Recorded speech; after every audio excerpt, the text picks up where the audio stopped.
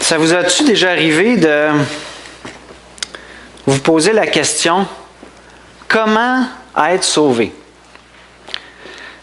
Je pense que ça vous a déjà arrivé si vous êtes ici ce matin. Hein? Peut-être pas non plus.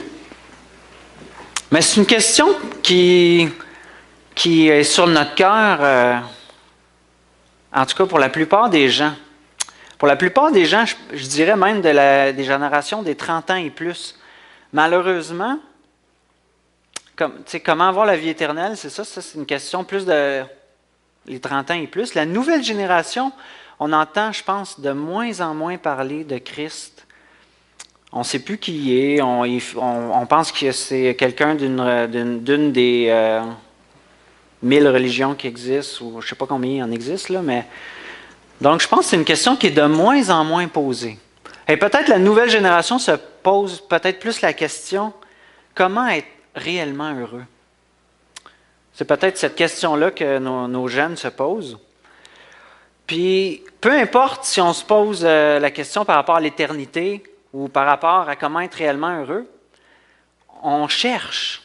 On cherche parce que Dieu a mis en nous cette réalité-là d'éternité, de soif d'amour, soif de bonheur. Et je pense qu'on peut chercher ça à travers toutes sortes de choses. Puis finalement, être désillusionné.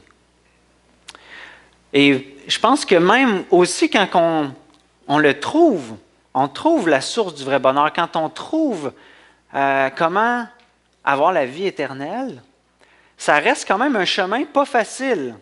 Et puis quand on se met à témoigner, quand on part en mission, c'est pas facile. Et on peut arriver à un point où on se dit, ben voyons, qui c'est qui peut être sauvé? Qui c'est qui peut découvrir le chemin de la vie, le chemin du vrai bonheur? Et ce matin, on va voir que cette question-là a été posée à Jésus. Et que ça a été posé par un jeune homme, puis ça a été aussi posé par ses disciples. Et on va contempler puis découvrir un petit peu ensemble la réponse de Jésus par rapport à ça. Et juste avant d'ouvrir la parole, j'aimerais ça qu'on se tourne vers Dieu pour qu'il dispose nos cœurs.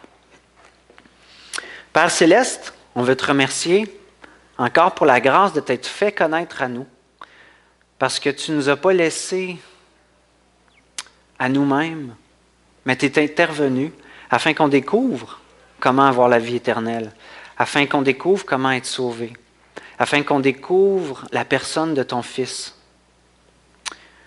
Seigneur, on te prie de disposer nos cœurs ce matin à entendre ta parole, à la laisser transformer nos vies, à te laisser nous diriger parce que tu es un bon maître. On te prie, Seigneur, d'enlever tout obstacle qui nous empêche de s'approcher de toi et de faire ton œuvre par ta grâce dans nos vies. Sauve encore, Seigneur.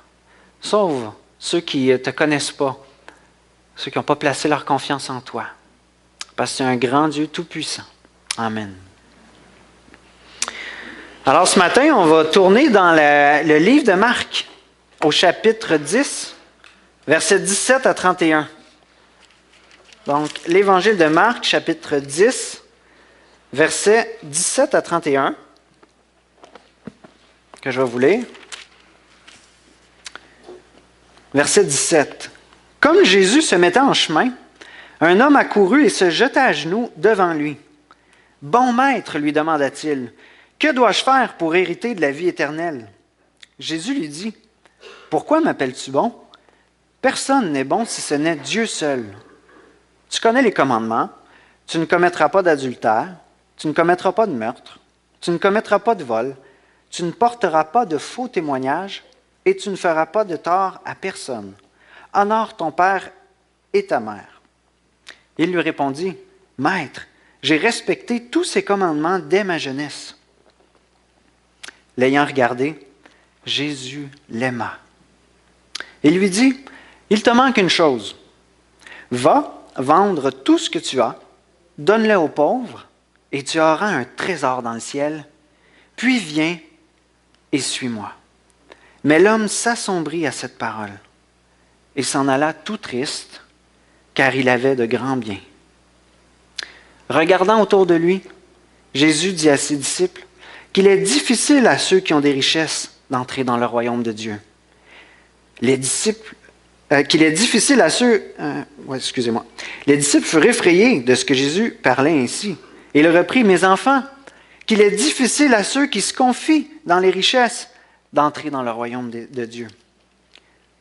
Il est plus facile à un chameau de passer par un trou d'aiguille qu'à un riche d'entrer dans le royaume de Dieu. » Les disciples furent encore plus étonnés et se dirent les uns aux autres, « Qui donc peut être sauvé? » Jésus les regarda et dit, « Aux hommes, cela est impossible, mais non à Dieu, car tout est possible à Dieu. » Alors Pierre lui dit, « Nous avons tout quitté et nous t'avons suivi. » Jésus répondit, « Je vous le dis en vérité, personne n'aura quitté à cause de moi et à cause de la bonne nouvelle sa maison ou ses frères, ses sœurs, ses mères, son père, sa femme, ses enfants ou ses terres, sans recevoir au centuple dans le temps présent des maisons, des frères, des sœurs, des mères, des enfants et des terres avec des persécutions et dans le monde à venir, la vie éternelle. Bien des premiers seront les derniers et bien des derniers seront les premiers. Le contexte ici, c'est écrit ici dans l'Évangile selon Marc. Et Marc souligne Jésus d'une façon particulière. Il place Jésus comme un chef serviteur, comme le sauveur qui vient pour servir et donner sa vie.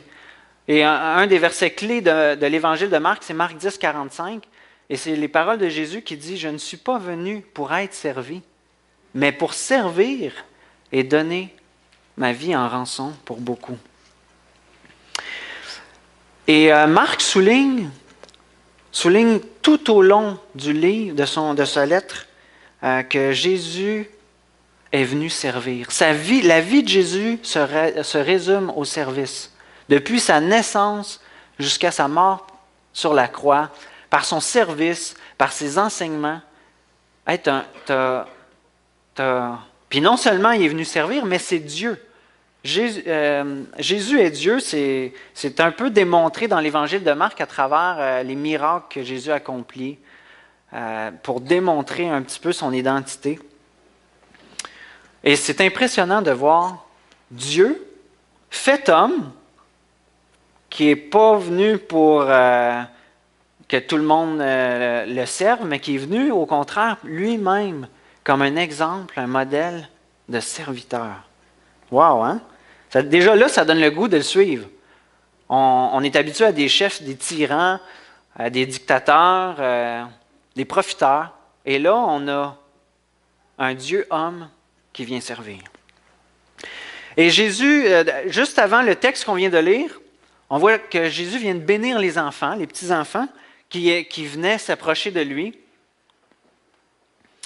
et qui enseigne à travers ça ses disciples en leur disant « Si vous ne recevez pas le royaume de Dieu comme ces petits-enfants-là, vous ne pouvez pas entrer dans le royaume de Dieu. » Et il nous enseigne à travers ça que le royaume de Dieu doit être reçu avec simplicité et foi comme un petit enfant. Et là, on arrive à ce texte-là, où un jeune homme, probablement un chef religieux, parce que dans Luc, chapitre 18, il nous explique que ce jeune homme-là était un chef. Et probablement qu'il servait dans la synagogue. Probablement. Mais lui, ce jeune homme-là, il vient carrément se jeter à genoux. Et il vient devant Jésus et il lui dit, « Bon maître, que dois-je faire pour être sauvé? Pour avoir la vie éternelle. Que dois-je faire? » Et il lui dit, « Bon maître. » Et par cette attitude-là, on peut croire que son attitude était réellement sincère. Et on n'a pas assez d'informations ici pour savoir si ce jeune homme-là considérait Jésus comme Dieu ou simplement comme un maître, parce qu'il y avait beaucoup de maîtres spirituels à cette époque-là. Mais on sait en tout cas qu'il a assez confiance à Jésus pour lui demander de clarifier son éternité. Fait que c'est déjà un bon pas de confiance qu'il y a là, hein? Que dois-je faire pour avoir la vie éternelle? Fait qu'il a assez confiance en lui pour écouter sa réponse. Et d'ailleurs, Jésus semble vouloir clarifier avec le jeune homme la façon dont il le nomme. Il dit, pourquoi tu m'appelles bon? Il y a bon juste Dieu. Il y a juste Dieu qui est bon. Et lorsqu'on pose une question à Jésus, nous-mêmes, on peut se poser, est-ce qu'on le considère réellement comme Dieu? Jésus n'était pas simplement un docteur de la loi, c'était pas simplement un bon modèle, c'était pas simplement un prophète, mais il était Dieu fait homme. Et à travers sa réponse, il y a de bon, juste Dieu. On dirait que Jésus veut clarifier avec ce jeune homme-là. Est-ce que tu me considères comme Dieu? Il y a juste Dieu qui est bon. Et c'est primordial de savoir ça parce que la réponse de Jésus va l'amener à faire un choix à ce jeune homme-là. Et la réponse que Jésus donne à nos questions va nous amener, nous aussi, à faire des choix. Est-ce que je fais ce que Dieu me demande ou je refuse? Un autre aspect de ça, quand Jésus dit « Il y a juste Dieu qui est bon », pourquoi tu me dis « bon maître », tu sais? Ça vient dire une autre vérité importante. En même temps, ça vient dire « Il n'y a aucun homme qui est juste et bon. Il n'y a aucun homme comme Dieu, finalement. » Et il déclare à travers ça, Jésus, que tous les hommes, en réalité, sont mauvais. Quelque chose d'une vérité qui est assez troublante. Hein? Et je pense ici qu'il ne veut pas dire qu'on est incapable d'aucune bonne œuvre, mais que peu importe même les bonnes œuvres qu'on va accomplir, ils sont sous le cadre d'une rébellion à Dieu, sous le cadre d'une indépendance. Donc, on peut faire toutes les bonnes œuvres qu'on veut. Humainement parlant, ils sont sous la rébellion d'Adam et Ève. On est ces générations-là suivantes.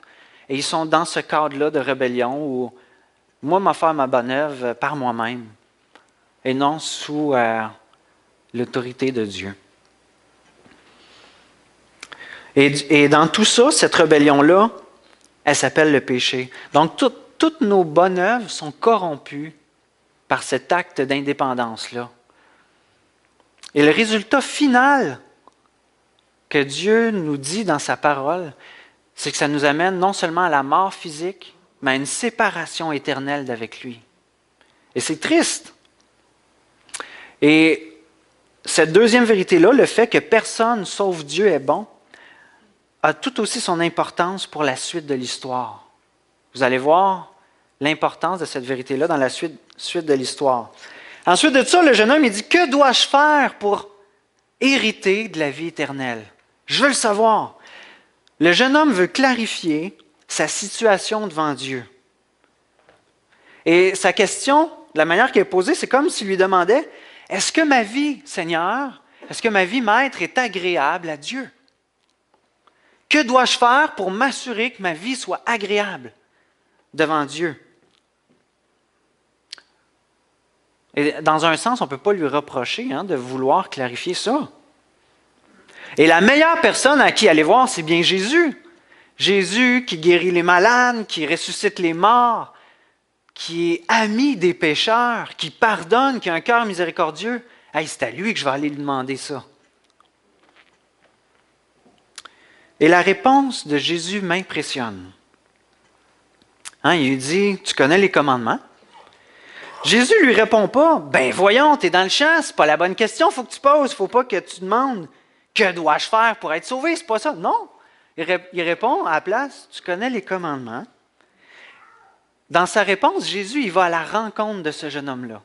Ce jeune homme-là a un raisonnement, et Jésus va à la rencontre de son raisonnement pour à quelque part lui montrer l'impossibilité de ce raisonnement-là. Et Jésus, par la réponse qu'il va donner, je pense qu'il est tout seul à pouvoir donner la réponse qu'il va y donner, parce que c'est le maître. Parce qu'il peut lui demander tout ce qu'il veut s'il est le maître, n'est-ce pas? Jésus peut nous demander tout ce qu'il veut. Si c'est un bon maître en plus, hein, on n'a pas à avoir peur de ce qu'il va nous demander. Il a l'autorité pour le faire. Et puis, il va demander à ce jeune homme-là d'être conséquent avec sa façon de penser. Hein? Fait qu'il dit, tu connais les commandements, tu ne tueras pas, tu ne commettras pas d'adultère, tu ne feras pas de faux témoignages, tu ne voleras pas, tu ne feras pas de tort à ton prochain. Tu les connais, ces commandements-là? La réponse de Jésus peut se résumer dans le fond à « aime les autres, aime-les ». Et c'est spécial ici, Jésus ne souligne pas le premier commandement, « aime Dieu de tout ton cœur, de toute ton âme ». Il a juste dit des commandements relationnels, hein? Relationnels. Mais ça ne veut pas pour autant dire que ce n'est pas non plus vertical, dans le sens de l'amour de Dieu. Parce que la Bible et Jésus lui-même nous enseignent qu'il y a un lien entre notre amour pour Dieu et notre amour les uns pour les autres. On le voit d'ailleurs dans la lettre de 1 Jean, chapitre 4, versets 20 et 21. Il est écrit, moi je n'ai pas mis mon PowerPoint, hein? Il est-tu allumé? Il est écrit, si quelqu'un dit dans 1 Jean 4, 20 et 21, si quelqu'un dit « j'aime Dieu » et qu'il hait son frère, c'est un menteur. En effet, s'il n'aime pas son frère qu'il voit, il ne peut pas aimer Dieu qu'il ne voit pas. Ouais, c'est correct, pas de problème. Voici donc le commandement que le Christ nous a donné. Celui qui aime Dieu doit aussi aimer son frère. Celui qui aime Dieu doit aussi aimer son frère. Donc, même si Jésus il dit, tu connais les commandements, commets pas d'adultère, vole pas les autres, tue pas, mens pas, à quelque part c'est lié avec le commandement d'aimer Dieu. Parce qu'on ne peut pas aimer notre prochain, haïr notre prochain puis aimer Dieu. Ça ne se fait pas.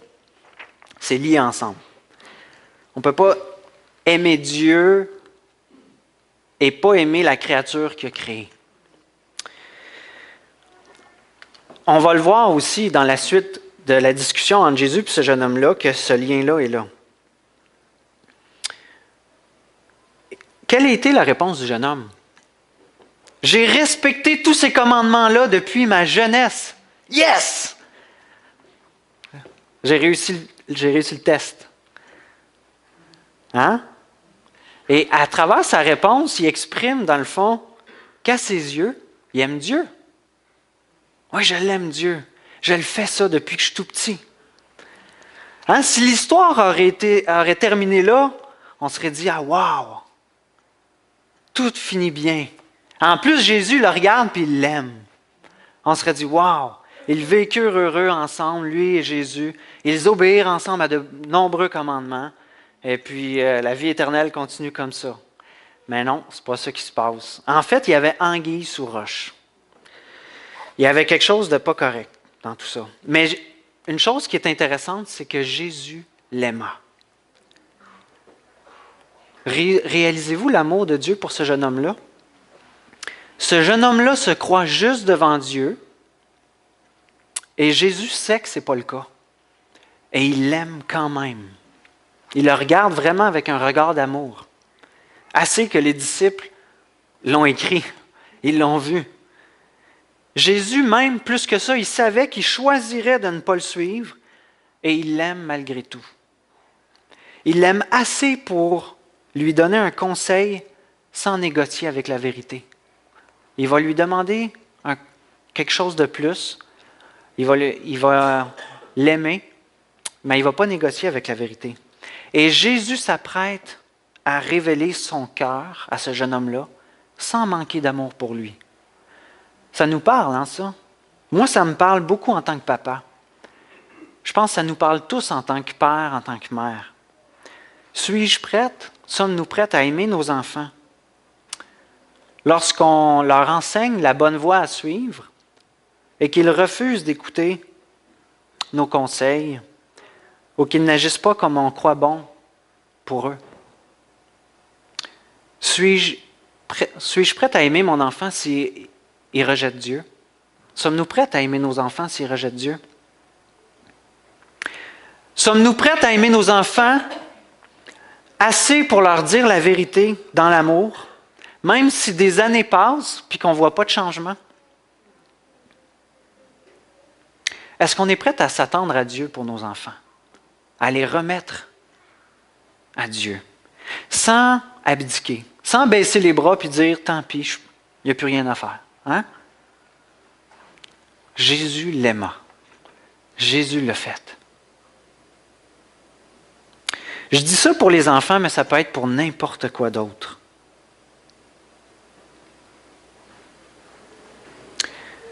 Je peux dire avec assurance, parce que c'est arrivé plusieurs fois dans ma vie, que c'est quand on abandonne ce qui est précieux à nos yeux, quand on abandonne notre précieux, là, puis qu'on place notre confiance dans la grâce de Christ, qu'on commence à voir des changements, qu'on le voit agir.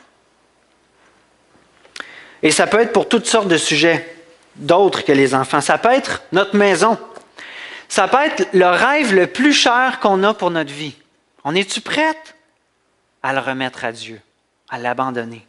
On est-tu prête à remettre notre mariage entre ses mains? Notre vie d'église, imparfaite.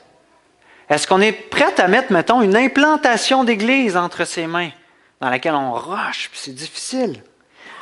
Est-ce qu'on est prêt à remettre notre travail?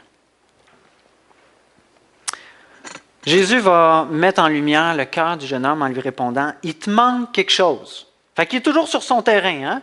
Lui, il dit « Qu'est-ce que je dois faire? » Il dit « Tu connais les commandements. » Il dit « Yes, je les ai tout accomplis. » Il dit « Il te manque encore quelque chose.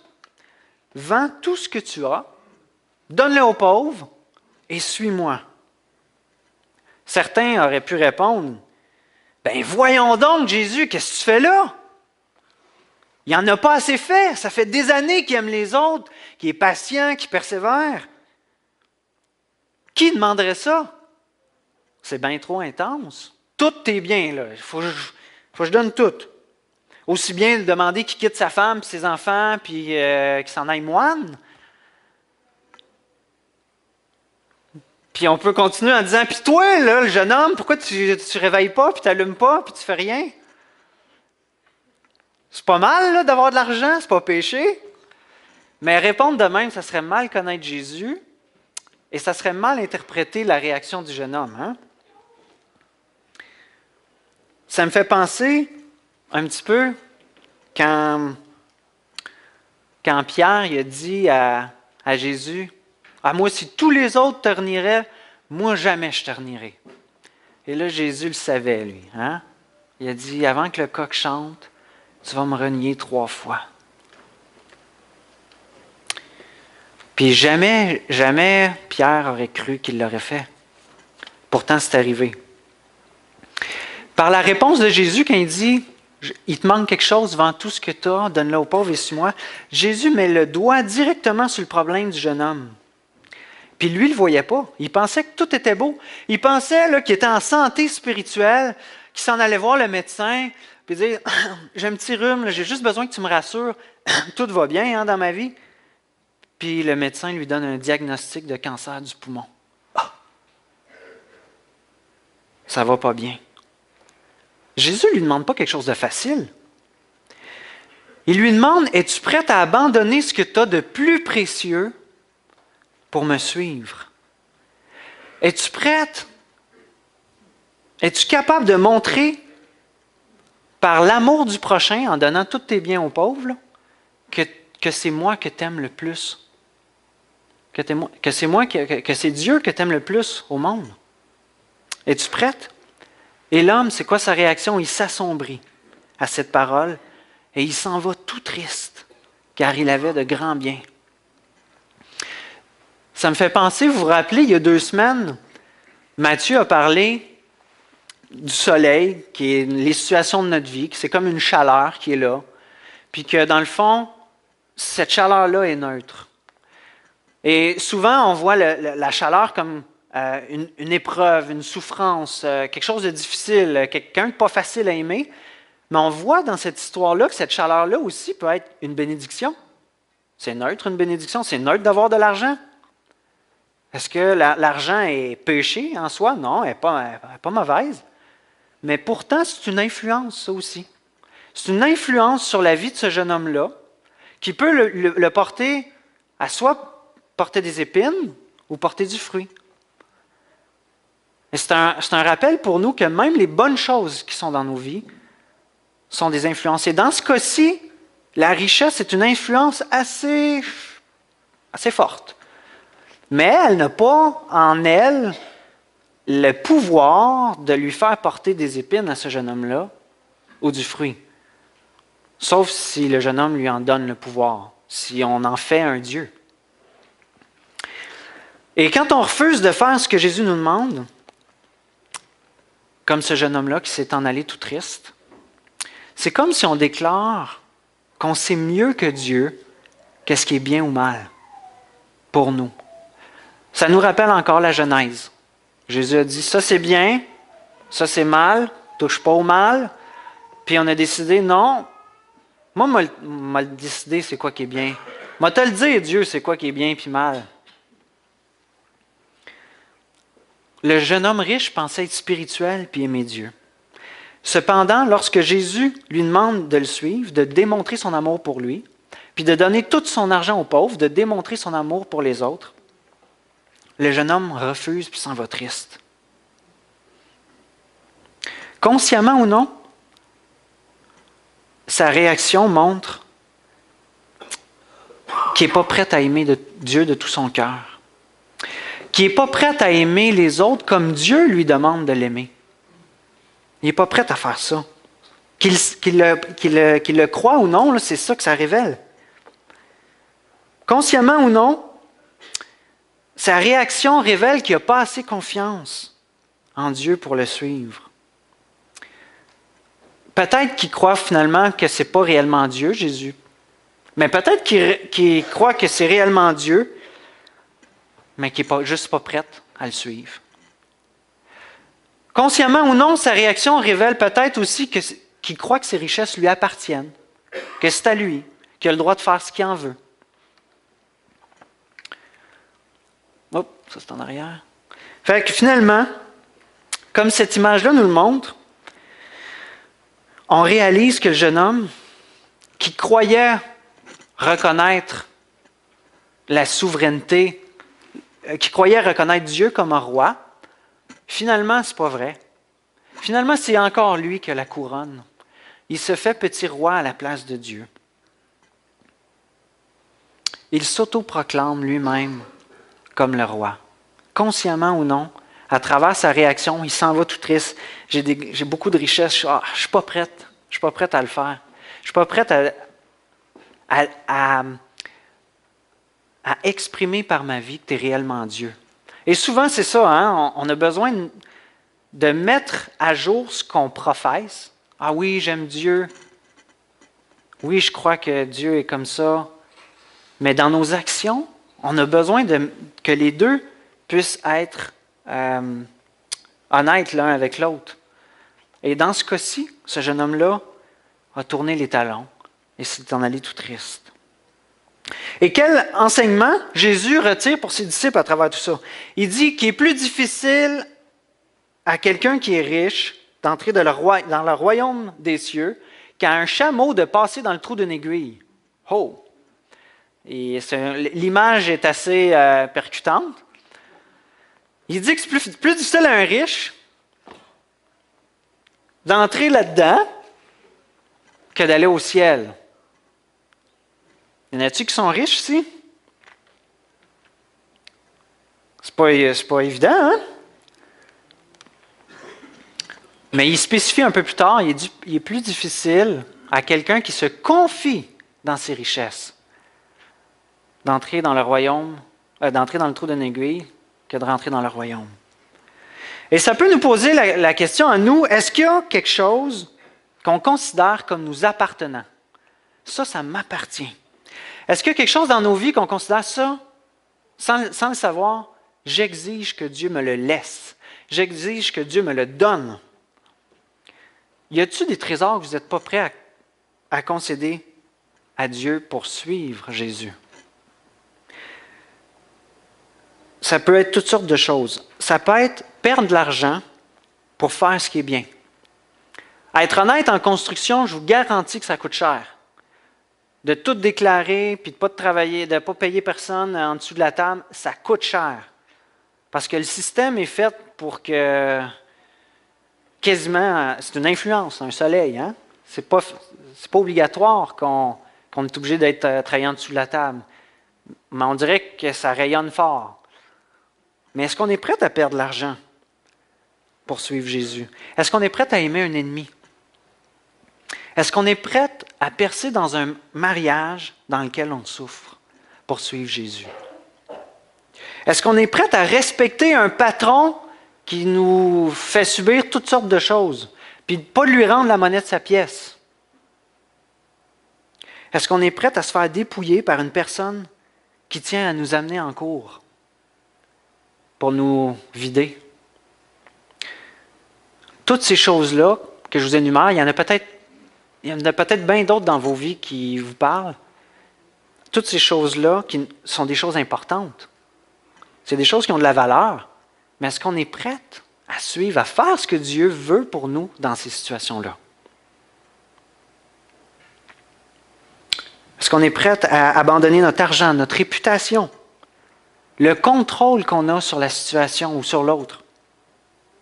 On peut croire être spirituel et aimer Dieu en oubliant que la façon dont on traite notre prochain exprime en fait la façon dont on aime Dieu. On peut connaître la parole et pratiquer certaines choses dans la Bible et pourtant pas voir notre véritable condition. Quand Dieu vient toucher un point précis dans notre vie, ça vient nous rentrer dedans. Hein? Est-ce qu'on est prêt à évaluer nos interactions avec les autres selon la vérité? Est-ce qu'on est prêt à dire, OK, je vis telle situation difficile, je vais évaluer ce que la parole de Dieu en dit, ce que Dieu lui-même me demande de faire? La réalité, c'est que l'ensemble de l'humanité s'est proclamé roi, comme lui. L'ensemble de la race humaine s'est proclamé roi à la place de Dieu. Et tôt ou tard, le maître de l'univers, Jésus, va nous demander de déposer notre couronne. Et quoi qu'il pourrait le faire avec force, il a décidé de nous laisser le choix de le faire volontairement, comme ce jeune homme-là. Il ne l'a pas forcé, mais il lui a demandé de le faire. Maintenant, si Dieu peut nous demander ce qu'il veut, même si on sait que c'est bien, on peut être troublé et se demander, comme les disciples, qui peut être sauvé? Il peut me demander n'importe quoi à Dieu, là. Qui peut être sauvé? Et quelle est la réponse de Jésus? Aux hommes, cela est impossible. Mais à Dieu, tout est possible. Vous savez, ce n'est pas juste les riches qui ne peuvent pas avoir la vie éternelle. Les hommes non plus ne sont pas capables, par eux-mêmes, d'avoir la vie éternelle. Tout le monde, on est tous dans le même bateau. Et parfois, on peut voir la vie, tu sais, il y a différentes façons de voir la vie. On peut penser qu'on est comme un gars en mer. On peut penser qu'on est dans un bateau, qu'on conduit le bateau, puis que là, il y a des vagues, puis il faut que je fasse attention de ne pas tomber. Mais ça, ce n'est pas la réalité. On peut penser aussi qu'on est tombé du bateau, qu'on est en train de se noyer, puis que là, Jésus nous lance une bouée, puis que là, par nos forces, là, on va accrocher on va s'accrocher à la bouée, puis comme ça, on va être sauvé. Mais ce n'est pas encore la réalité. La réalité, c'est qu'on est noyé dans le fond de la mer, complètement mort, que c'est impossible pour nous de saisir la bouée que Dieu nous tend. Aux hommes, cela est impossible, mais à Dieu, tout est possible. Dieu a besoin de venir nous chercher dans le fond de la mer, puis de nous donner la vie. C'est toute l'œuvre de Dieu, c'est lui qui donne la vie, c'est même pas par nous-mêmes. Et vous savez, de réaliser que je ne peux pas avoir la vie éternelle par moi-même, ça peut être très effrayant. Si personne ne peut venir à mon secours, ou si je me fie sur les autres, qui sont des pas capables comme moi, pour venir à mon secours. Mais si je sais que Jésus peut venir à mon secours, ça vient nous libérer, hein? Jésus est celui qui a abandonné toutes les richesses. Il a quitté le trône pour venir sur terre. Jésus est celui qui a vécu une vie parfaite de A à Z, depuis qu'il était tout petit jusqu'à sa mort sur la croix. Il a obéi à son Père jusqu'à la mort de la croix. Jésus est celui qui est venu nous sauver en mourant à notre place, en prenant nos péchés sur lui-même et en ressuscitant des morts. Il a vaincu la mort. Il nous a revêtus de sa justice. Jésus est celui qui nous revêt de la pureté. Es-tu prêt à placer ta confiance en Jésus? Jésus, c'est celui qui peut te sauver. Ce n'est pas toi-même. Ce n'est pas moi-même qui peut me sauver. Il y a juste Jésus qui peut le faire. Il l'a fait parfaitement en mourant sur la croix, en ressuscitant des morts. Si ce matin, c'est quelque chose que tu n'as pas encore fait, de juste placer ta confiance en lui, juste de croire que lui seul peut te sauver, tu es appelé à le faire. Parle-en à Dieu. Reçois son pardon. Crois que son pardon est suffisant pour te donner la vie éternelle. Parle-en aux autres après. Dis-le, hey, aujourd'hui, j'ai placé ma confiance en Christ. Puis après ça, écoute ce que Dieu veut pour toi dans ta vie. Fais de Jésus ton maître. Suis-le. Ensuite de ça, on voit qu'est-ce que Pierre répond. Il dit, nous, Seigneur, on a tout quitté pour te suivre. On a tout quitté à cause de la bonne nouvelle. Et là, j'ai aucune idée si Pierre réalise qu'en disant ça, que c'est l'œuvre de Dieu qui s'est faite en lui, ou s'il pense que c'est par ses propres forces. Mais il reste quand même qu'il a tout quitté, Pierre, pour suivre Jésus. Et dans tout ça, l'œuvre de Jésus en nous amène constamment à la repentance et la foi. Tu sais, Jésus, il demande pas tout le temps la même chose à tout le monde. Il a demandé à ce jeune homme-là de laisser ses richesses pour le suivre. Qu'est-ce qu'il a demandé à Pierre au début? Il a dit, jette ton filet. Ben oui, mais ça fait toute la nuit que j'ai jeté mon filet. Je suis pêcheur de métier, tu sais. Toi, tu arrives, tu me demandes en plein après-midi ou je ne sais pas quand, là, jette ton filet. Mais sur tes paroles, je vais le faire. C'est l'œuvre de Dieu, ça. C'est l'œuvre de Dieu dans le cœur de Pierre. Il a jeté son filet, puis qu'est-ce qui est arrivé? Quand il a remonté le filet puis qu'il était plein de poissons, il s'est mis à genoux, il a dit, « Je suis pécheur, éloigne-toi de moi. Éloigne-toi de moi, Seigneur. » Il a réalisé qui vraiment est Jésus, que c'est le Maître. Puis après ça, quand Jésus a dit, « Viens, suis-moi, je vais te faire pécheur d'homme », il a suivi Jésus. Ça, c'est l'œuvre de Dieu. Hein? Un autre, c'est pas le seul jeune homme riche qu'on voit dans les Écritures, dans les Évangiles, Zachée. Zachée, qui est un voleur en plus, lui, il est riche pas parce qu'il a suivi la loi depuis qu'il est jeune, il est riche parce qu'il s'en mettait dans les poches. C'est un collecteur d'impôts pour les Romains, en plus d'avoir trahi sa nation. Il s'en met un petit peu plus dans les poches quand il va chercher des impôts chez ses frères. Un tout croche. Puis là, il entend parler de Jésus, il grimpe dans un arbre. Jésus le voit. Lui qui est petit de taille, il n'était pas capable de le voir, fait qu'il est grimpé dans l'arbre. Puis il dit, « Ce soir, je vais aller manger chez toi. » On n'a aucune idée ce que Jésus a dit à Zachée chez eux. Mais comment Zachée répond à ça? « Je donne la moitié de mes biens aux pauvres. » Jésus n'a même pas demandé de donner son argent aux pauvres. Mais il a dit, « Je vais donner la moitié de mes biens aux pauvres. Puis tous ceux que j'ai fait du tort, je vais leur rendre 4 fois ce que je leur ai pris. » Ce que le jeune homme riche dans notre histoire n'était pas capable de faire, Zachée le fait.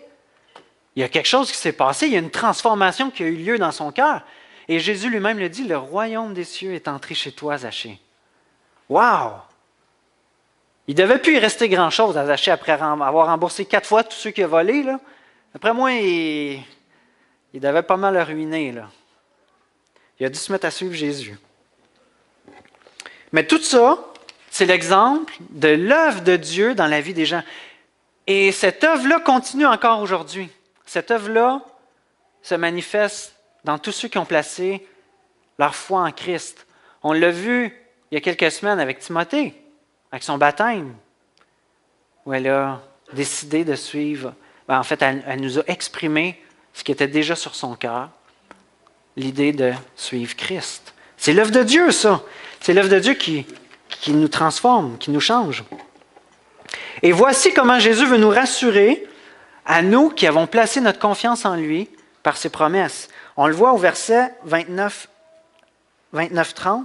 Jésus répondit, « Je vous le dis en vérité, personne n'aura quitté à cause de moi et à cause de la bonne nouvelle sa maison ou ses frères, ses sœurs et sa mère, son père, sa femme, ses enfants ou ses terres, sans recevoir au centuple dans les temps présents des maisons, des frères, des sœurs, des mères, des enfants, des terres, avec des persécutions, et dans le monde à venir, la vie éternelle. » Jésus veut nous rassurer.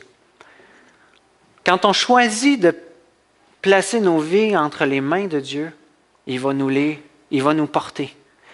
Et il ne veut pas nous faire croire des illusions, tout va aller bien, il n'y aura plus de problèmes dans vos vies. Non. Il sait qu'en se plaçant dans ses mains, on change de royaume. On passe de notre royaume, du royaume du prince de ce monde, Satan, et on passe à son royaume. On lui remet nos couronnes, là. Et il dit, vous allez être persécutés, mais peut-être même que votre mari ou votre femme va vous quitter à cause que vous décidez de suivre Jésus.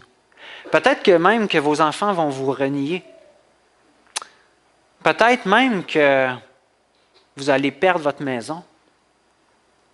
On n'a aucune idée de ce qu'on va perdre. Mais on gagne en suivant Christ, en recevant son pardon. On gagne la vie éternelle. Jésus nous donne tout. Il nous donne la vie, puis il nous donne toutes les promesses qui viennent avec. C'est pas rassurant, ça?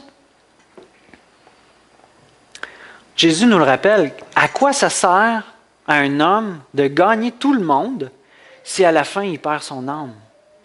À quoi ça sert? Tout ce qu'on peut avoir de précieux dans cette vie, on ne pourra pas l'apporter de l'autre côté. Mais Jésus, notre relation avec lui, notre relation les uns avec les autres, parce qu'on est des frères et sœurs en Christ, ça va durer pour la vie éternelle.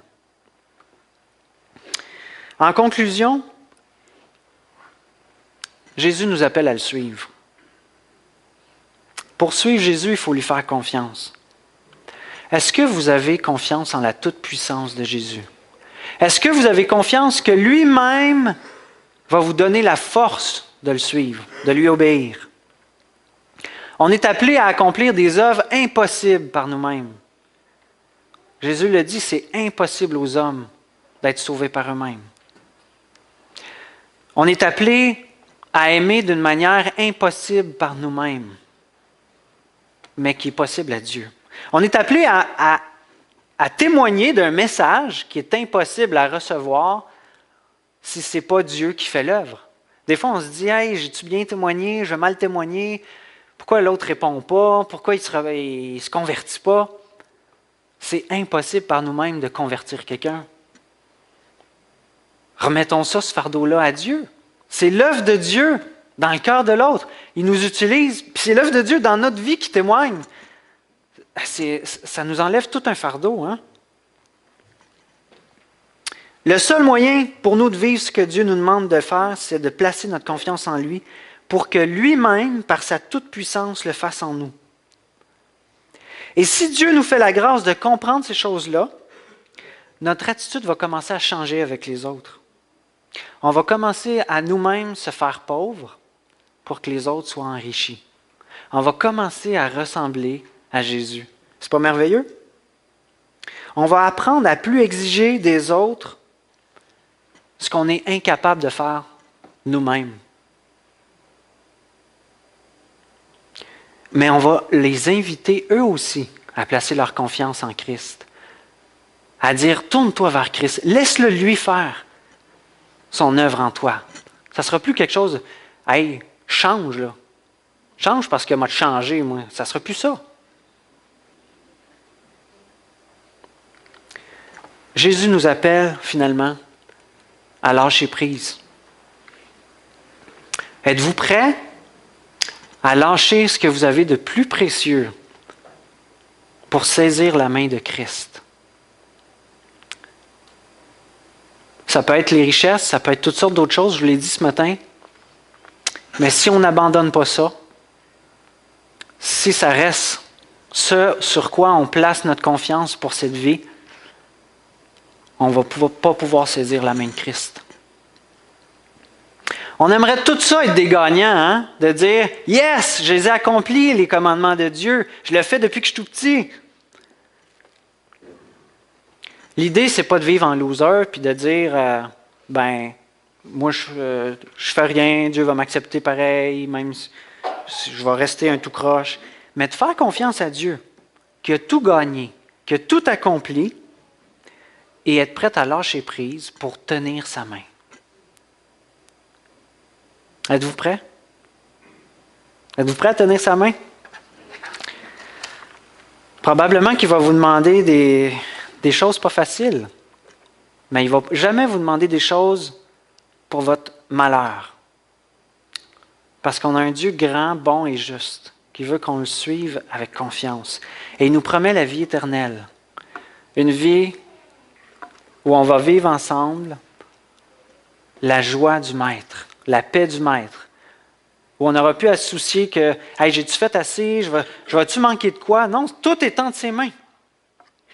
Amen. Prions. Seigneur Dieu, cette parole-là cette discussion-là que tu as eue avec ce jeune homme-là, elle nous interpelle. Nous rappelle que par nous-mêmes, rien n'est possible, mais que par toi, tout est possible. On a chanté ce matin « Je te suivrai ».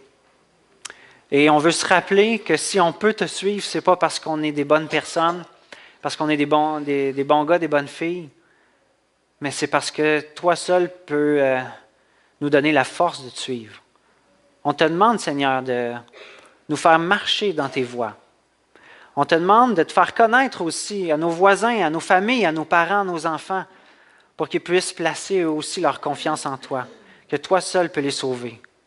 Toi seul peux les sortir du fond de la mer. Seigneur, on te prie qu'il n'y ait rien dans notre vie qui soit un obstacle, rien dans notre vie qu'on ne veut pas lâcher, qui prenne la place de toi, Seigneur. Sois notre Dieu, pour que ton nom soit honoré, ton nom soit élevé. Amen.